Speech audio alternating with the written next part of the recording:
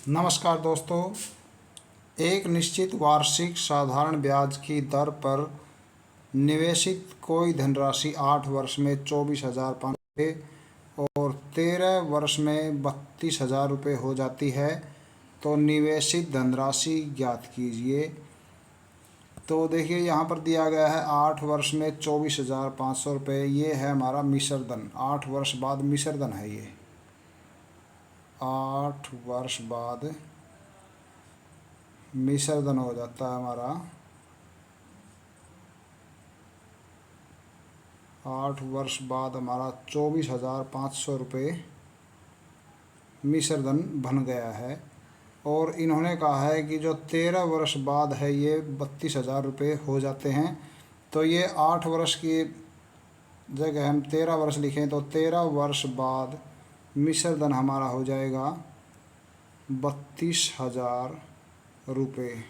तो यहाँ पर क्या हुआ है, 8 और 13 में कितना डिफरेंस हो गया है, 5 वर्ष का। तो 5 वर्ष के अंदर इसमें ब्याज प्लस हो गया है। 5 वर्ष में 24,500 से 32,000 हुआ, तो इसके अंदर 5 वर्ष का ब्याज ऐड हो गया है। तो हम 5 वर्ष का साधारण ब्याज निकाल सकते हैं। 5 वर्ष का जो साधारण ब्याज होगा वो कितना होगा, इन दोनों को माइनस कर दीजिए। जो 13 वर्ष वाला है, 13 वर्ष वाले में से 8 वर्ष वाला हम माइनस कर देंगे, तो 32,000 के अंदर से 24,500 माइनस कर देंगे, तो 5 वर्ष का साधारण ब्याज हमारे पास आ जाएगा। ये बनता है 11 में से 4 चला जाए तो 7, 7,500 7,500 जो है 5 वर्ष का साधारण ब्याज है। और 1 वर्ष का साधारण ब्याज कितना होगा, हम 7,500 को 5 से डिवाइड कर देते हैं, तो ये ब्याज हमारा बन जाएगा। 1 वर्ष का जो ब्याज बनेगा साधारण ब्याज 1,500 बन जाता है। तो अब देखिए हमारा ये ब्याज किस काम आएगा, 1 वर्ष का ब्याज है ये। जैसे इसने कहा है कि 8 वर्ष में 24,500 है, तो पहले 8 वर्ष का ब्याज हम निकाल लेंगे।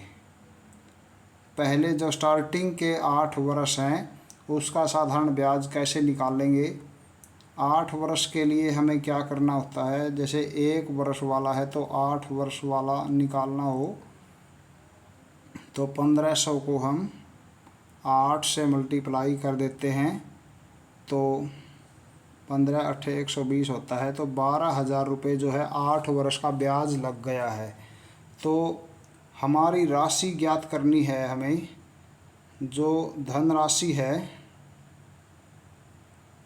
धनराशि के लिए हमें क्या करना होगा, धनराशि के लिए हमें जो 8 वर्ष का ब्याज है, 8 वर्ष का ये ब्याज है हमारा 12,000। ये जो 8 वर्ष बाद मिश्रधन हो जाता है, 8 वर्ष बाद मिश्रधन कितना है, 8 वर्ष बाद मिश्रधन हमारा 24,500 है। तो इस मिश्रधन के अंदर से 8 वर्ष का ब्याज माइनस कर देंगे हम, तो हमारी धनराशि ज्ञात हो जाएगी।